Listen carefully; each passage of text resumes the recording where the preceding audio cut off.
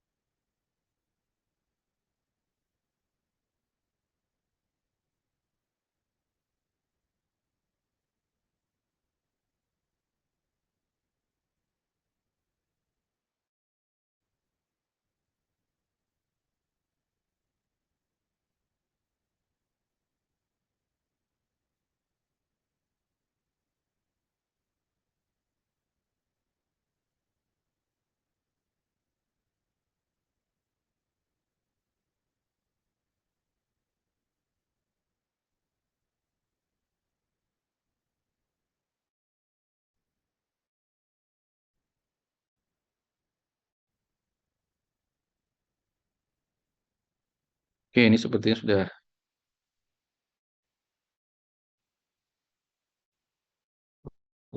lumayan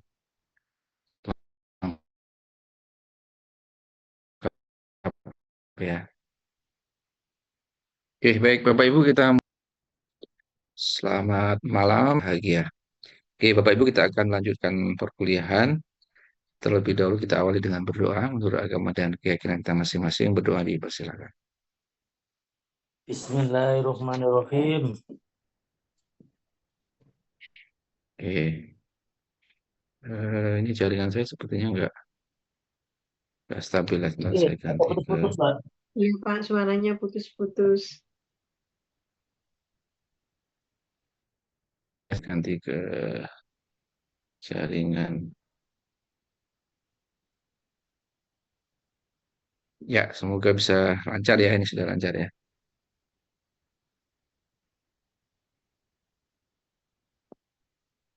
Oke, Bapak Ibu, minggu lalu kita sudah melaksanakan UTS ya. Gimana hasilnya? Ada yang kesulitan nggak? Oh iya, ini ya, oke. Apa namanya? Bapak Ibu di kelas 1B, ini kita ada tambahan teman baru dari Bapak Ibu dari kelas 1C ya. Ini bergabung dengan kelas kita. Untuk Bapak Ibu yang di kelas 1C mungkin materinya ada selisih satu materi ya. Nanti akan saya sampaikan tersendiri. Nah, untuk sekarang Bapak Ibu yang kelas 1C nanti mengikuti dulu materi yang di kelas 1B ya. Nanti akan saya sampaikan kekurangan materinya di pertemuan sendiri, di pertemuan kita. Untuk soal UTS hampir sama kelas 1B dengan 1C, hanya beda di materi ANOVA ya. Di kelas C saya belum sampaikan ANOVA, di 1B sudah sampai ANOVA. Untuk soal yang lain sama sama ya. Cuman yang berbeda adalah datanya. Soalnya hampir mirip tapi datanya yang berbeda.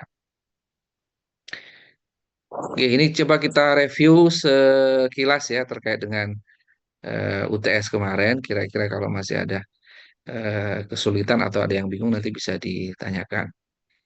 Oke, yang soal yang pertama ini kita menggunakan analisis statistik deskriptif ya. Jadi diminta untuk membuat eh, distribusi frekuensi, berarti menghitung frekuensi dari masing-masing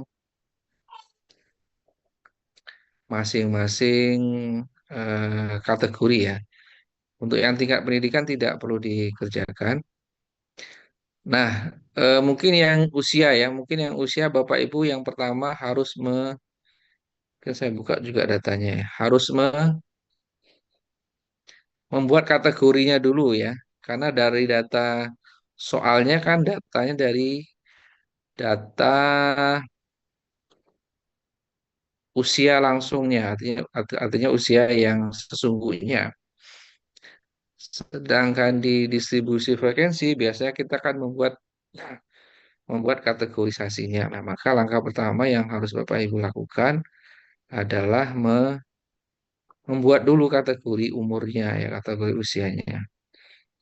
Nah, untuk kategorinya ini tidak ada ketentuan khusus ya. Jadi Bapak Ibu bisa melihat di datanya ini rentang usianya yang paling rendah berapa, kemudian paling tinggi berapa ya. Misalnya di soal kita ini sepertinya paling rendah 25 ya. Nah, maka nanti Bapak Ibu bisa membuat rentang usianya mungkin antara 25 sampai 35 ya. Kemudian 36 sampai 45. Nah, paling tinggi berapa nanti? 46 sampai 55. 56 sampai 65 ada nggak ya? 65 ya. Oke. 60 ada ya. 61 ada. Oke. 62 ada. Nah, Bapak Ibu bisa membuat rentang usia seperti ini terlebih dahulu ya. Kemudian nanti di coding, diberi kode eh, di data usianya ini ya. Di sebelah sini diberi coding misalnya untuk 25 sampai 35 nanti kodenya 1 ya kan. Kemudian yang 3645 itu kodenya 2 ya. Nah, ini semua di coding baru nanti bisa dihitung pakai SPSS. Nanti dapat tabel distribusi frekuensi ya.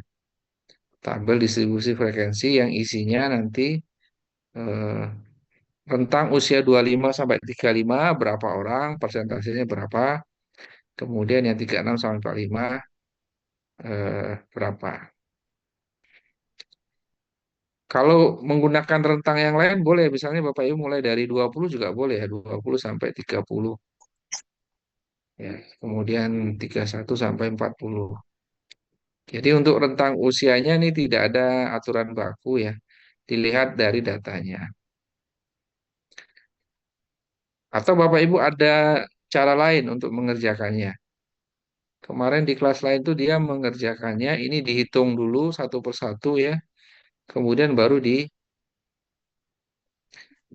frekuensikan manual. Jadi tidak di coding, tapi dari hasil data aslinya ini di di copy paste ke SPSS, kemudian dihitung distribusi frekuensinya ya.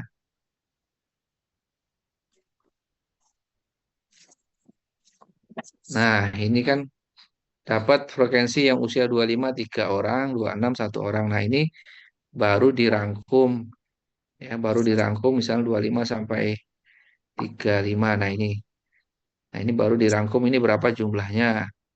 Kemudian dimasukkan ke sini jumlahnya, misalnya ada 15 atau berapa ya. Nah, ini sebenarnya juga boleh ya, juga juga bisa ya. Tetapi yang saya harapkan Bapak Ibu dari data mentahnya ini diolah dulu menjadi kategorisasinya. Seperti yang pernah saya ajarkan ya. Oke.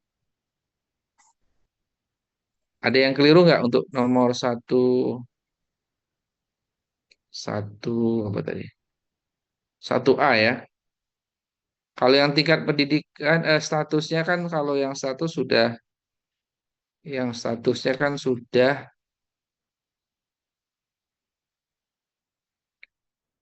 berbentuk kategori ya. Jadi Bapak Ibu nggak usah membuat kategori lagi, tinggal nanti memberi kode, nanti kode angka itu diberi label di SPSS-nya ya. Nah, ini kodenya boleh PNS-nya 1, non-PNS-nya 2 juga boleh ya, atau 10 juga boleh.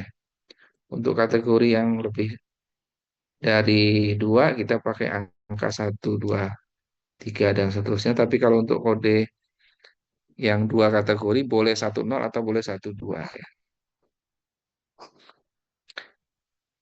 Oke, ini yang soal yang 1B ya. Jadi 1A ya.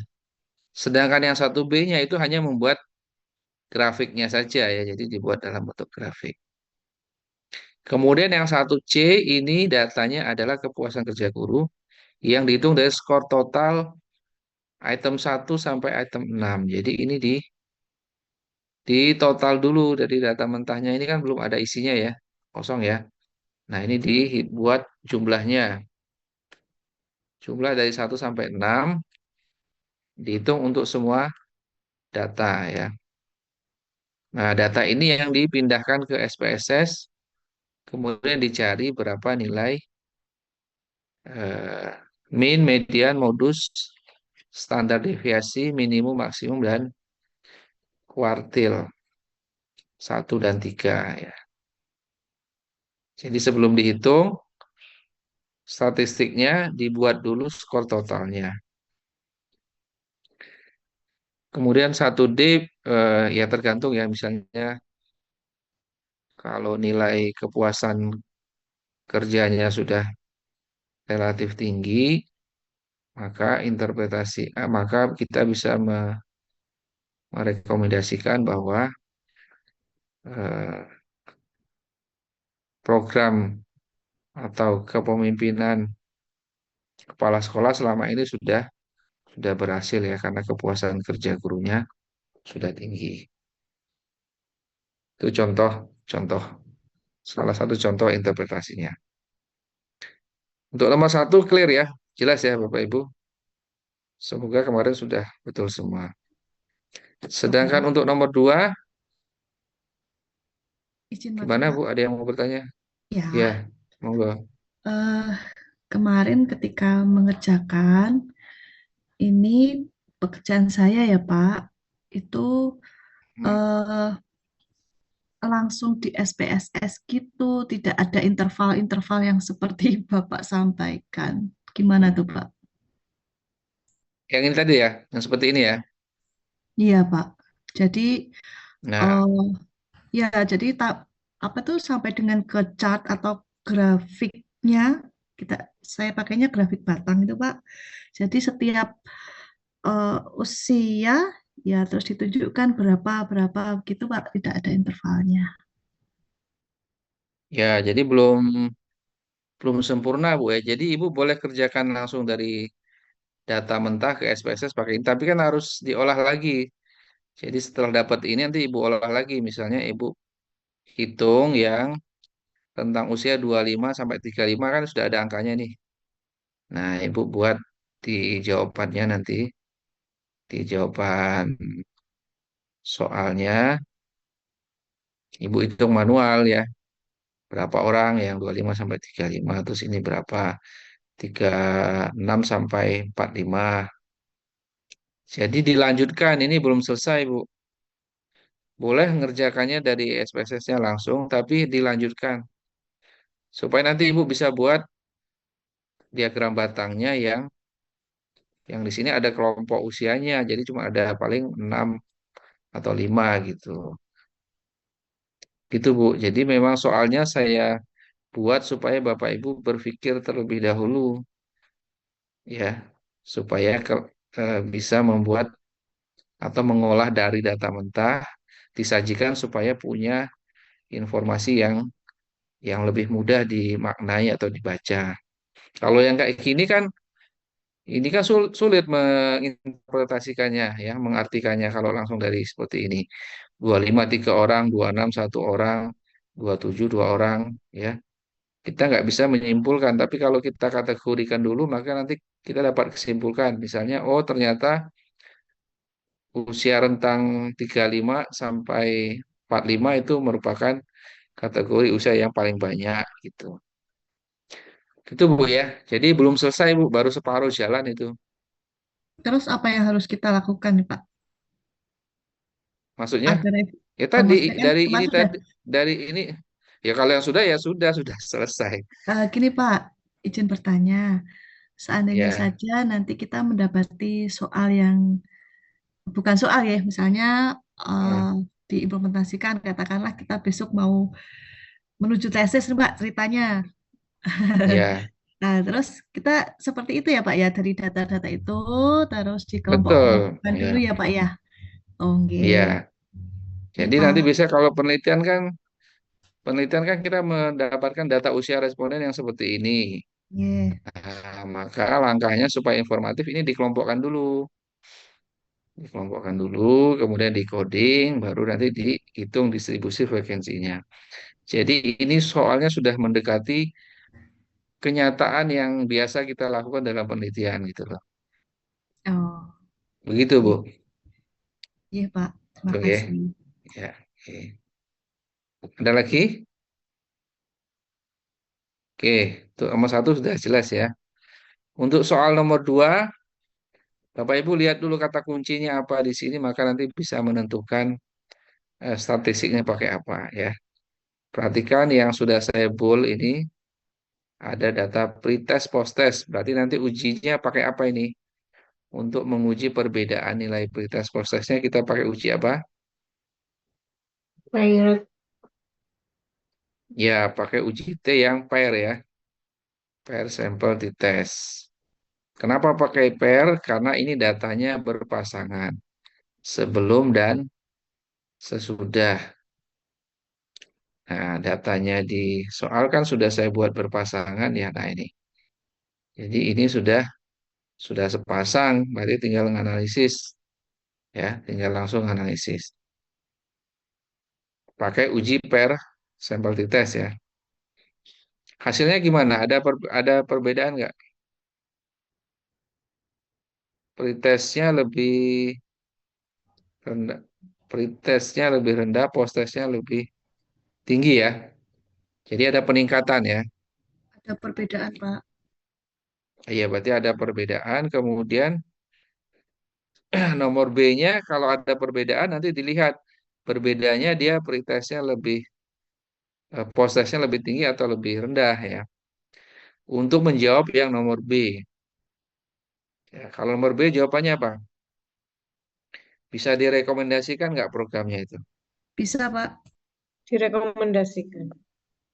Ya, bisa karena nilai post-testnya lebih tinggi ya. Kalau lebih tinggi berarti programnya ini berhasil ya. Program bimbingan belajarnya berhasil karena mampu meningkatkan skor siswa dari sebelum dan sesudah. Nah, ada peningkatan yang signifikan. Makanya ini nomor B kita bisa jawab belajarnya efektif dan bisa direkomendasikan ya. Oke, untuk nomor 2 ada yang masih bingung? Ada, Pak. Saya lagi, Pak. Mohon maaf ya, Pak. Mohon maaf ya, teman-teman. Ya, ya. Eh, saya masih bingung, Pak. Seandainya saja mendapati di SPSS hitungnya itu negatif, Pak. T Ah, itu, hitung negatif. G. Hmm. Nah, itu kan nanti apa ya, istilahnya dilihat tabelnya, Pak. Hmm. Ah, terus itu tuh untuk yang negatif itu hanya untuk apa ya, istilahnya menempatkan nanti sampai di kurvanya saja sehingga kita ketahui itu bagian yang negatif, terus nanti di tel yang lain itu positif, di tengah-tengah itu HO, sementara yang bagian pinggirnya adalah HA, begitukah Pak, atau bagaimana ya Pak? Ya seperti biasa ya. Ini kan Itu ujinya HOD. ada perbedaan berarti pastikan ada dua pihak ya. Nggih. Nah, T tabelnya kan ketemunya positif. Positif berapa misalnya? Positif 1,68 T T tabel. tabelnya 1,08. Makanya sebelah kiri kan pasti negatif 1,68. 1,68. T Hasil T hitungnya hitungnya negatif. negatif 6,257 misalnya Pak, Ya, berarti masuk ke mana? ke HA. HA Ya, yang berarti G, ada. yang kiri. Ya, berarti tadi kesimpulannya sudah betul ya. Kesimpulan kita tadi Iya, ada perbedaan kan yang diterima HA-nya. baik. Demikian Kan ya Pak Gi. H0-nya tidak ada perbedaan, HA-nya ada perbedaan ya kan. Ya, Oke. baik Pak. Ya, jadi Ibu ganti Pak rekam web ya? Boleh. ya yang dilihat adalah angkanya ya, angka tanda Oke. negatif itu kan hanya arah saja, arah sebelah kiri atau sebelah kanan. Tapi kalau Bapak Ibu masukkan ke SPSS-nya yang nilai pretestnya di sebelah kanan, nanti hasilnya pasti positif ya. Kalau yang post testnya sebelah kiri, pretestnya sebelah kanan, kemudian Ibu analisis, nanti ketemunya hasilnya angkanya sama persis cuma nggak ada negatifnya. Jadi nanti hasilnya 6,257. Maka nanti dia masuk ke HA juga sama atau kesimpulannya. Oke. Nggih, Jadi nggih Pak. tanda negatif positifnya itu sebenarnya hanya menunjukkan arahnya. Hmm, Kenapa dia negatif? Karena skor pretest dikurangi post test kan. Nah, skor pretestnya lebih kecil daripada post test, maka dia negatif. Tapi kalau ini dibalik, post testnya yang sebelah kiri, pretestnya sebelah kanan, nanti hasilnya akan positif. Nah, karena ini nggak pengaruh mau kiri kanan, hasilnya sama ya, cuma ada tanda negatif kalau yang pretest yang sebelah kiri, kesimpulannya akan sama ya, jadi tidak akan berubah kesimpulan. Begitu Bu, jadi nggak apa-apa negatif. Yang penting di posisi HA atau H0. nggih. Ya Pak, terima Hitung kasih. ya.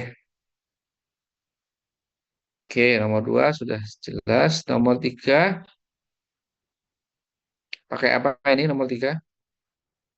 Ada dua kelompok ya. Dua kelompok diminta untuk menguji apakah ada perbedaan antara dua kelompok. Pakai apa ini statistiknya? Independent sample test. Ya, pakai independent sample test ya. Nah, cuma nanti harus diperhatikan ketika memasukkan datanya ke SPSS. Oke, datanya ini. Nah, datanya seperti ini. Nanti di SPSS datanya kayak apa masukannya? Satu kolom Satu saja, Pak. kolom ke bawah. Ya, yang ini dijadikan satu kolom, kemudian diberi coding ya. Codingnya. Ya, diberikan codingnya. Misalnya yang tradisional ini kodenya 1. Nah, kemudian yang kolaboratif digital taruh di bawahnya, tapi diberi kode 2 ya. Nah, ini baru dianalisis pakai independen. Ketemunya signifikan nggak? Ada perbedaan nggak? Tradisionalnya lebih rendah ya, yang digitalnya lebih tinggi ya. Betul ya, yang digitalnya lebih tinggi sehingga untuk menjawab nomor B, gimana nomor B? Strategi strategi Lebih pendekatan kolaboratif digital dapat direkomendasikan sebagai metode pembelajarannya lebih efektif. ya karena skornya lebih tinggi ya. Ya, Rata-rata pendekatan kolaboratif digital lebih tinggi dibandingkan yang tradisional. tradisional. Ya. Oke. Oke, nomor 3 clear ya. Nomor 4 pakai apa ini? Nomor 4. ANOVA. ANOVA. Kenapa ANOVA? Karena kelompoknya lebih dari 2. 2. Ada lebih 3. dari 2 ya. Kontekstual, Ada 3. proyek, dan eksperimen. Oke, ini ada 3 kelompok. Kemudian kita diminta untuk menguji ketiga kelompok ini apakah ada perbedaan atau tidak. Hasilnya gimana? Ada perbedaan ya? Ada perbedaan nggak hasilnya? Ada. Masih ingat nggak kemarin? Hasilnya ada perbedaan ini yang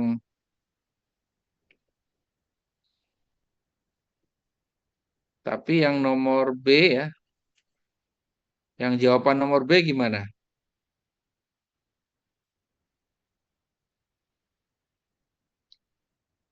Proyek tidak lebih Yang nomor unggul B? daripada kontekstual atau eksperensial. Ya, ternyata yang berbasis proyek bukan yang paling unggul ya. Yang paling unggul mana ini? Yang paling unggul yang eksperensial ya. Ini lebih tinggi, Betul. rata-ratanya 89,9, yang berbasis proyek hanya 73 73. ya. Oke, berarti jawaban nomor B ini tidak bisa disimpulkan bahwa berbasis proyek paling unggul.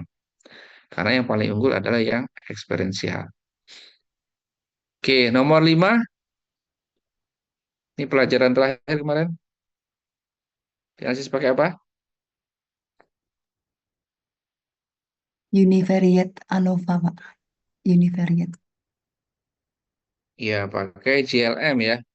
Two-way ANOVA ya. Pakai JLM.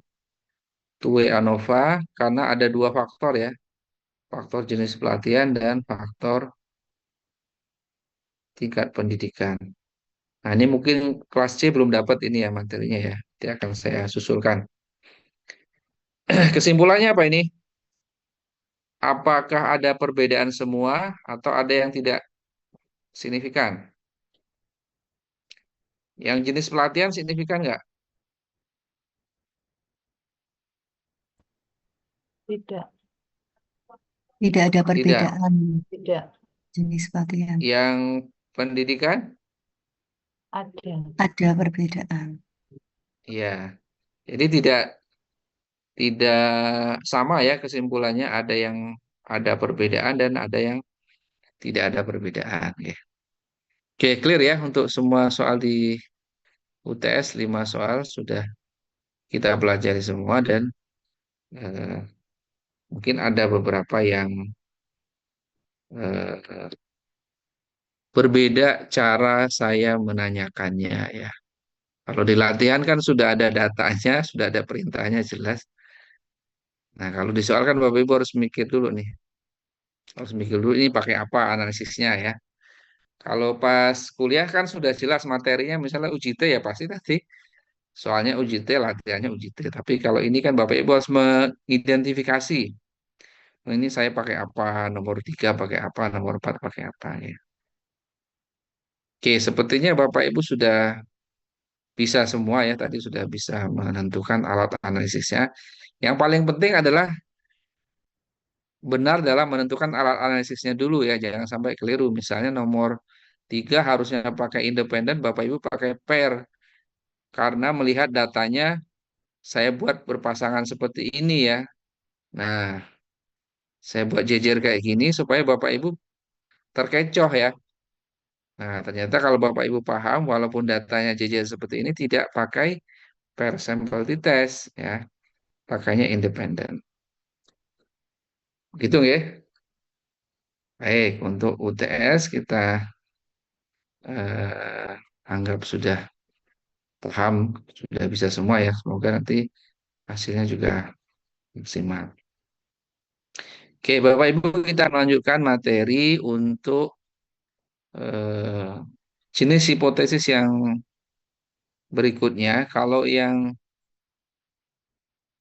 setengah UTS kemarin ya, setengah semester sebelum UTS kemarin itu kan kita membahas uji hipotesis komparasi atau hipotesis perbandingan. Membandingkan antar hanya satu kelompok, kemudian dua kelompok, dan ada yang lebih dari dua kelompok.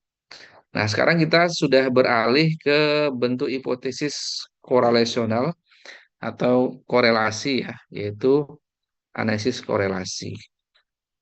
Jadi pada prinsipnya uji korelasi itu eh, yang pertama harus ada dua ya, orang dinyatakan punya hubungan atau punya korelasi itu pasti harus dua ya, nggak bisa kalau cuma satu. Kalau satu nggak gimana? Harus ada sepasang variabel ya. Jadi variabel yang disebut variabel independen atau variabel bebas dan variabel dependen atau variabel terikat. Minimal ada dua ya. Ada dua variabel yang kita cari hubungannya. Apakah ada keterkaitan atau hubungan antar dua variabel? Kalau satu ya nggak bisa ya. Kalau cuma satu, misalnya hanya punya X saja, nggak bisa. Kalau kemarin di uji T bisa ya.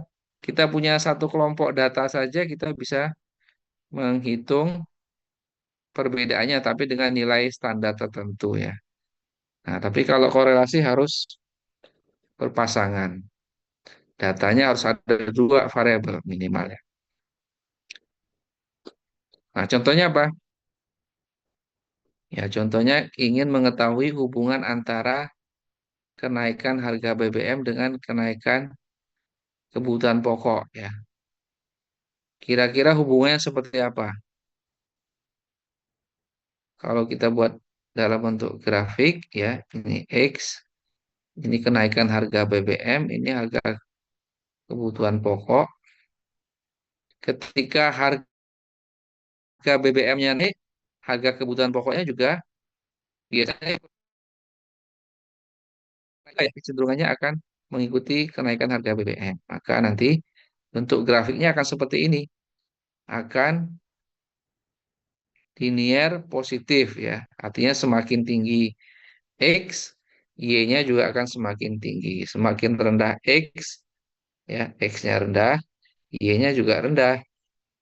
Kalau X-nya tinggi, besar ya, Y-nya juga tinggi. Nah, ini disebut hubungan positif ya, semakin atau hubungan searah. Searah karena saling arahnya sama ya. Semakin tinggi X, semakin tinggi Y. Kemudian ada juga hubungan yang jadi korelasi itu levelnya tidak sama dengan regresi ya. Besok kita akan pelajari juga regresi. Kalau Ini ya, misalnya hubungan antara tingkat pendidikan dengan tingkat pendapatan. Apakah semakin tinggi tingkat pendidikan akan semakin tinggi juga tingkat pendapatannya? Gimana? Tidak mesti. Nggak mesti ya, tapi kalau yang tadi kan mesti ya. Kalau yang ini tadi yang harga BBM, harga pokok ini Ya, biasanya kalau itu mesti ya. ya Ya, kalau yang ini tingkat pendidikan dengan tingkat pendapatan tidak mesti ya. Ada yang tingkat pendidikannya misalnya hanya lulusan SD atau SMP, tapi penghasilannya, pendapatannya melebihi yang tingkat pendidikannya S3 atau S2 ya. Tapi ini ada hubungannya ya, ada hubungan. Betul ya, ada hubungan bahwa tingkat pendidikan itu akan bisa memberikan potensi untuk meningkatkan pendapatan ya. jangan. Tapi hubungannya tidak kausalitas linier seperti yang pertama ini tadi. Oke. Misalnya hubungan tingkat pendidikan ibu dengan tingkat kesehatan gizi bayi. Atau hubungan yang lain, misalnya hubungan antara motivasi eh, dengan kinerja, ya. Motivasi kerja guru dengan kinerja guru. Semakin tinggi motivasi, semakin tinggi juga kinerjanya, ya. Itu hubungan positif. Nah, kalau ada hubungan positif pasti ada hubungan negatif ya. Kalau tadi kan searah. Kalau hubungan negatif itu berarti berlawanan arah. Ketika X-nya kecil, Y-nya malah tinggi, ya. Ketika X-nya besar, Y-nya malah kecil, rendah. Coba siapa Bapak Ibu yang bisa memberikan contoh yang hubungan negatif ya, variabel apa dengan apa? Siapa yang bisa? Monggo, siapa yang bisa kasih contoh hubungan negatif ya, artinya hubungannya berlawanan. Kalau X-nya rendah, Y-nya tinggi. Kalau X-nya tinggi, Y-nya rendah. Siapa yang bisa kasih contoh?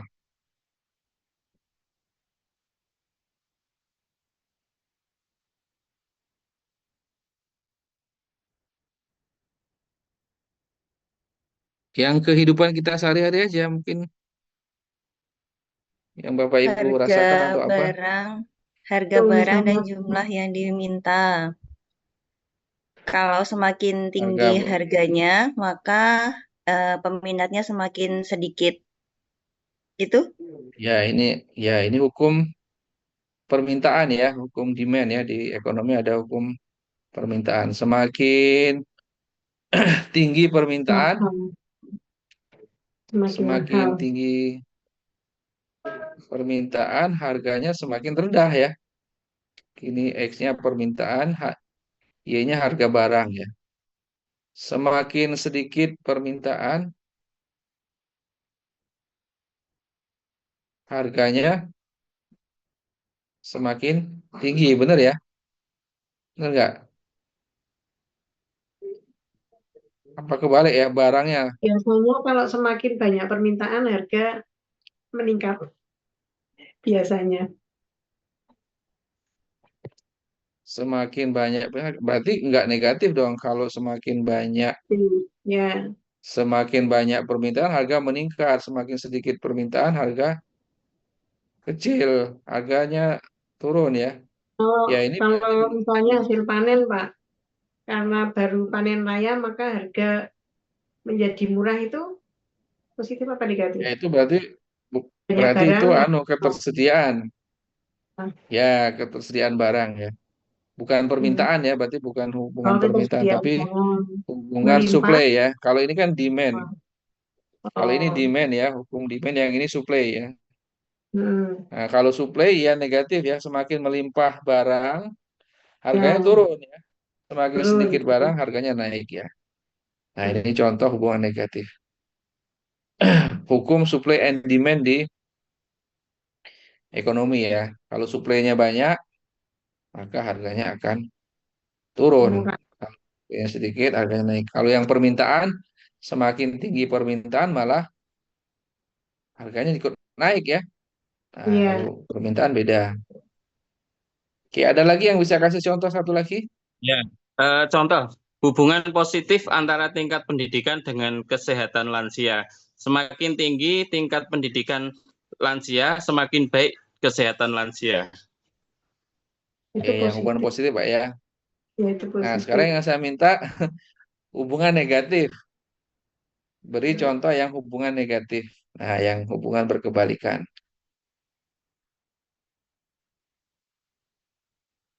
Nah, ini siapa nih? Pak Tony ya.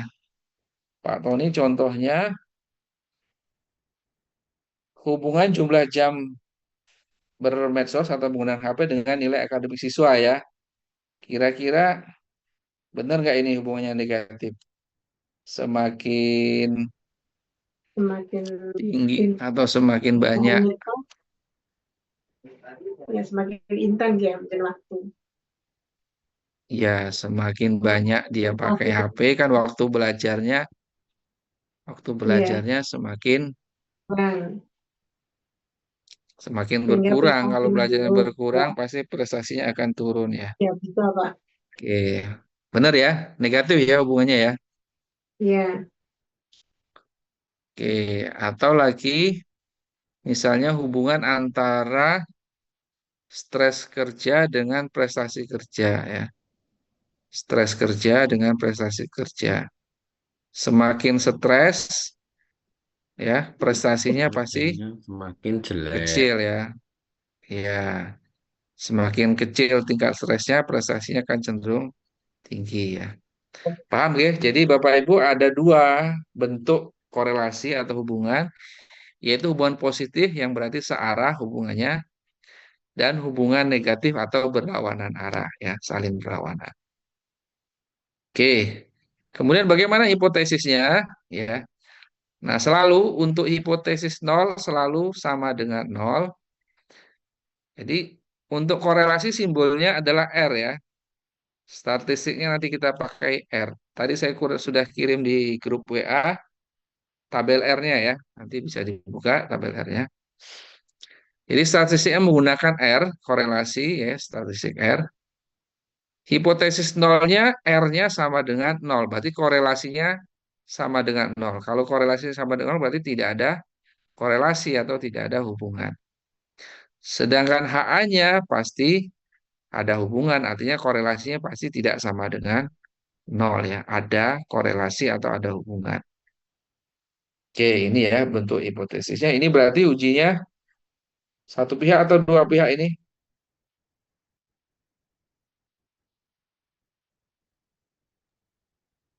Pasti dua pihak ya, karena belum ditentukan korelasinya positif atau negatif. Kalau satu pihak jadi seperti apa? Kalau satu pihak jadi misalnya korelasi positif. Korelasi positif berarti R-nya lebih dari Nanti nol ya. nol. Ya, H0-nya R-nya kurang dari sama dengan nol. Ini uji pihak kanan, pihak positif. Kalau pihak kiri berarti ya kebalikannya ya. HA-nya, R-nya pasti kurang dari nol dan H0-nya, R-nya lebih dari sama dengan nol. Ini pihak kanan positif, ini pihak kiri. Yang ini uji dua pihak ya, karena tidak ditentukan korelasinya tidak sama dengan nolnya apakah positif atau negatif. Oke, untuk jenis hipotesisnya paham ya, untuk cara menuliskan hipotesisnya menggunakan simbol R, korelasi. Kemudian, nah ada banyak rumus untuk menghitung nilai korelasi, tapi yang kita pakai yang paling atas saja, yaitu rumus korelasi Pearson atau nama lainnya korelasi produk moment ya. Kita pakai yang ini saja. Kemudian ini rumusnya ya. Kalau kita ingin tahu berapa nilai R-nya, kita gunakan rumus ini. Rumusnya agak rumit, cuma kalau kita perhatikan angkanya cuma ini aja nih. N itu jumlah data, X itu skor variabel X, Y skor variabel Y ini dikalikan. Kemudian ini dijumlah skor X, dijumlah skor Y, kemudian dikalikan. Ini juga sama, X dikuadratkan, kemudian dijumlah. Yang ini dijumlahkan dulu baru dikuadratkan. Dikurangi sigma Y kuadrat. Y-nya dikuadratkan dulu, dikurangi sigma Y dikuadratkan. Jadi sebenarnya rumus korelasi Pearson ini adalah data hanya menggunakan data X dan Y ditambah jumlah data. Ya. Ini rumusnya. Kemudian nilai korelasi itu sudah tertentu ya. Nilainya kalau yang korelasi positif itu maksimal 1 dan yang negatif minimal negatif 1. Jadi kalau Bapak Ibu menghitung nilai korelasinya ketemunya lebih dari 1, sudah pasti atau sudah bisa dipastikan nilainya pasti salah ya. Pasti salah. Berarti ada kekeliruan dalam menghitung. Kalau lebih kecil dari negatif 1 juga salah. Jadi sama seperti UJF kemarin ya. UJF itu kan pasti nilainya selalu lebih dari 0, selalu positif. Kalau ketemunya negatif pasti keliru. Nah, kalau nilai korelasi juga sama. Nilai korelasi ini batasnya antara -1 sampai 1. Ya. Nah, kalau Bapak Ibu hitung manual, ketemunya tidak 1, pasti keliru. Tapi kalau pakai SPSS, kemungkinan salahnya kecil ya, pasti akan didapatkan angkanya maksimum 1. Ya. 1 itu berarti korelasinya kuat ya, atau hubungannya tinggi ya. Hubungannya sangat kuat ya. Ini eh, tabel untuk memudahkan menginterpretasi hasilnya. Jadi semakin mendekati 1 berarti semakin kuat hubungan positifnya, semakin mendekati negatif 1 semakin kuat hubungan negatifnya ya.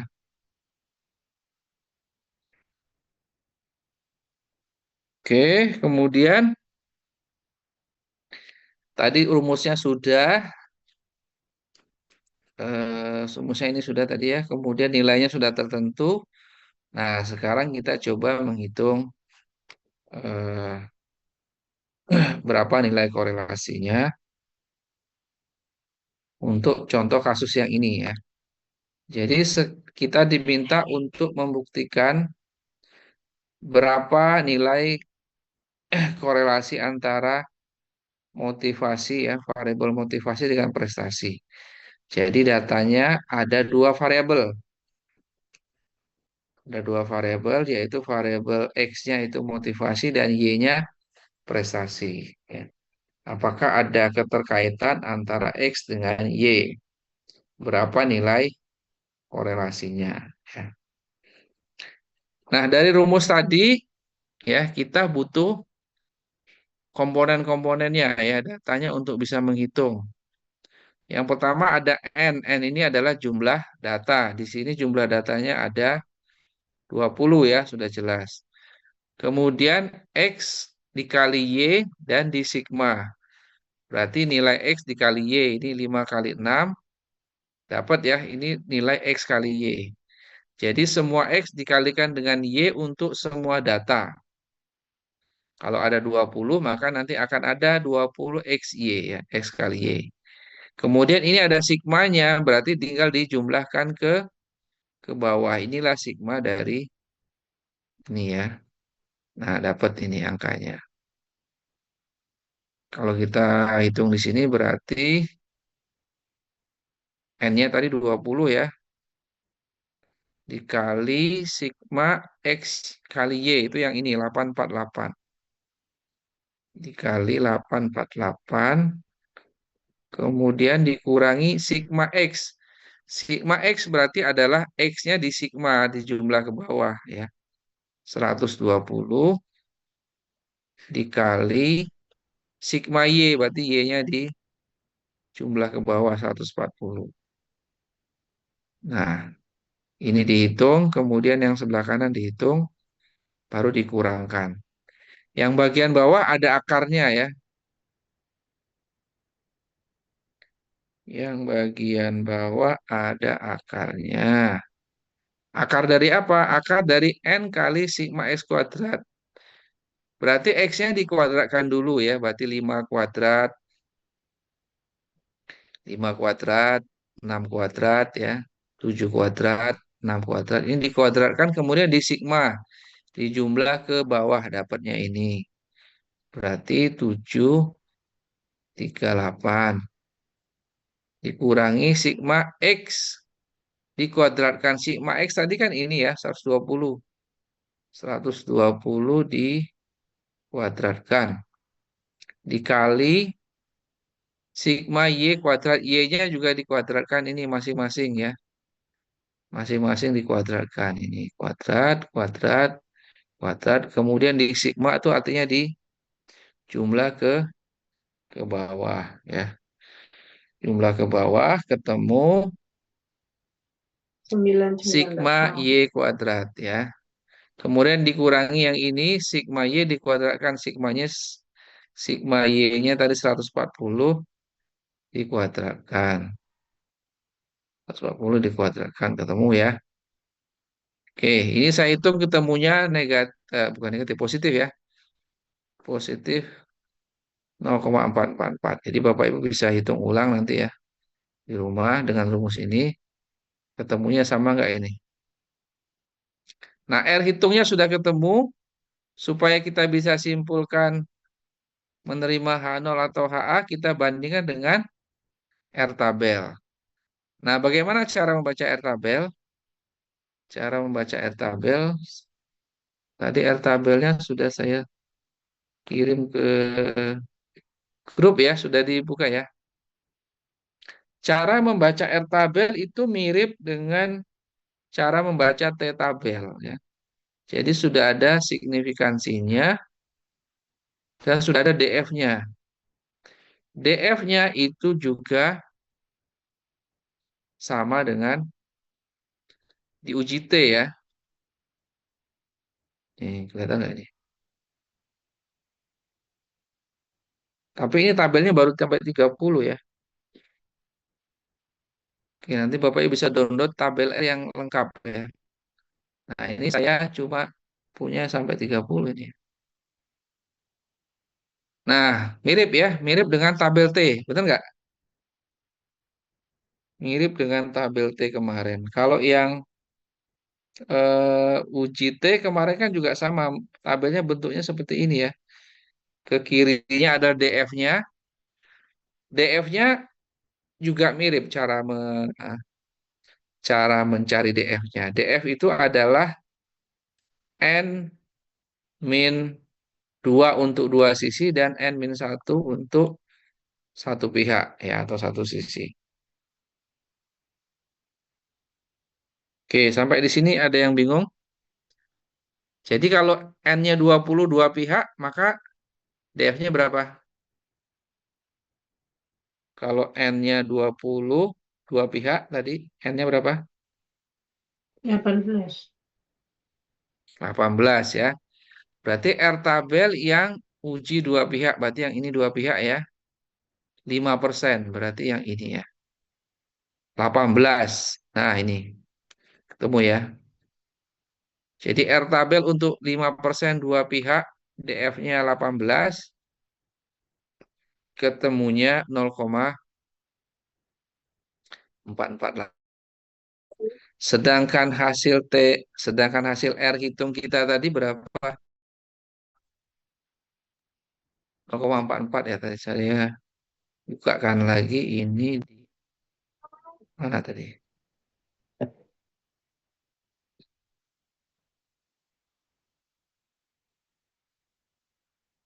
Nah, ini ya. Tadi R hitungnya kok hilang. Nah, kita sudah dapat tadi R tabelnya 0,4438 dan R hitungnya 0,444.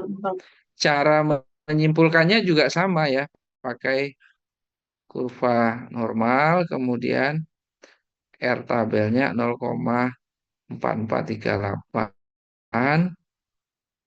maka R hitungnya masuk di dalam daerah H0 atau HA. Ini tipis ini. Masuk di mana? H0 atau HA? Ini 4438 yang R hitungnya 4444 ya. Yang dua angka depannya sama, yang beda hanya dua angka belakang ya. 44 sama 38 besar mana? 44. 44 sama 38 ya berarti masuk dalam daerah HA ya. Hmm. Ya, Iya. masuk dalam daerah HA. Karena nilai tabelnya 4438 berarti di situ 4438 0, ya 0,4438 sedangkan R hitungnya 0,4444. Nah, ini untuk menghitung nilai R atau mencari nilai korelasi ya. Berarti kalau kita punya data variabel motivasi dan prestasi seperti ini ya, kita bisa menghitung berapa nilai korelasinya ya pakai rumus produk moment, ini dihitung manual dan bisa disimpulkan apakah ada hubungan atau tidak ada hubungan ya. Kalau lebih besar dari R tabel maka H0-nya ditolak atau ada hubungan. Kalau dia kecil pasti dia akan masuk di dalam daerah H0. H0-nya diterima berarti tidak ada hubungan ya. Oke. Ini kalau kita hitung manual ya. Nah, kalau kita hitung pakai SPSS ya. Kalau kita hitung pakai SPSS caranya lebih mudah lagi ya. Tidak perlu menghitung komponen-komponen di dalam rumusnya. Cukup masukkan datanya kemudian dianalisis ya. Oke, silakan di input. Ini datanya ya. Dimasukkan ke SPSS. Oke, silakan masukkan datanya ini ke SPSS. Diberi nama ya, investasi. Oke, silakan. Saya beri waktu 3 menit.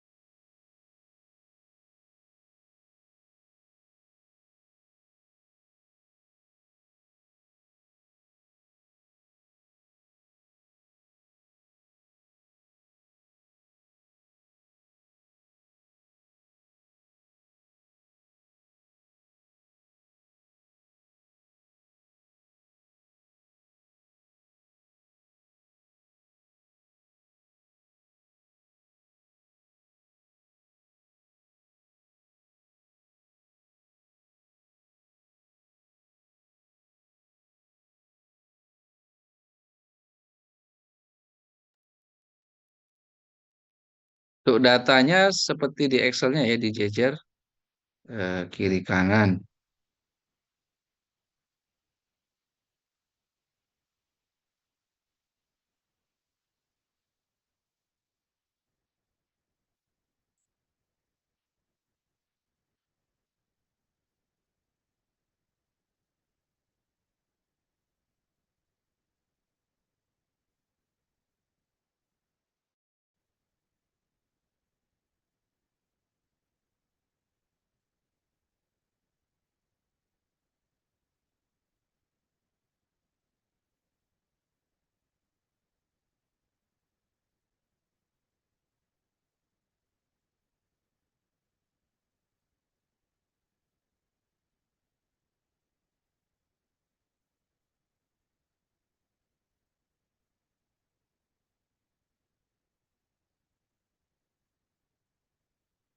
Oke, dijejer seperti ini, kemudian diberi nama motivasi dan prestasi ya. Oke, ini ya. Desimalnya boleh dinolkan kalau tidak ada desimalnya. Oke, sudah semua input datanya? Sudah Pak. Sudah, Pak. Sudah semua ya. Oke, sekarang kita bandingkan hasil hitungan manual kita. Ketemunya 0,4444. Kita bandingkan dengan SPSS-nya. Oke, datanya sudah lengkap ada 20 ya, benar 20. Nah, caranya boleh dicatat ya caranya. Klik analyze, kemudian klik correlate, kemudian klik bivariat. Nah, ada dua variabel ini dimasukkan semua ke kanan ya. Dua-duanya masuk ke kanan. Kemudian pilih yang Pearson ya. Tadi kan kita analisisnya hanya pakai yang Pearson ya. Nah, di sini ada pilihan two tail dan one tail, satu pihak atau dua pihak. Tadi hipotesis kita kan dua pihak, berarti pilih yang two tail. Kalau nanti ujinya satu pihak, pilih yang one tail. Oke, ini two tail. Sudah dipindah ke kanan. Pilih yang Pearson, klik OK.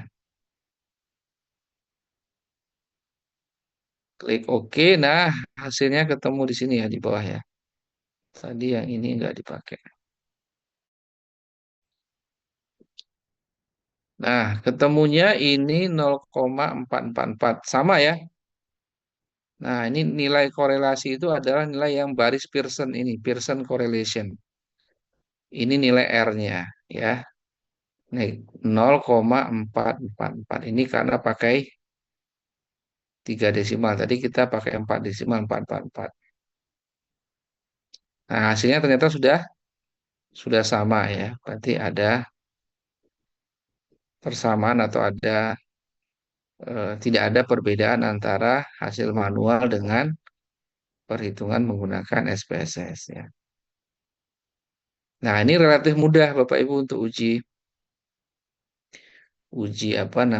korelasi itu relatif mudah ya, mencari hubungan antar dua variabel.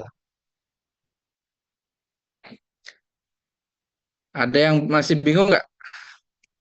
Jadi uji korelasi itu sekali lagi harus ada dua variabel minimal ya, ada dua variabel yang diujikan. Apakah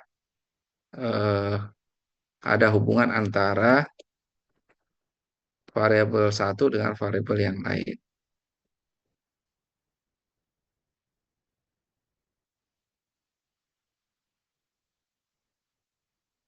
Ada yang mau bertanya silakan.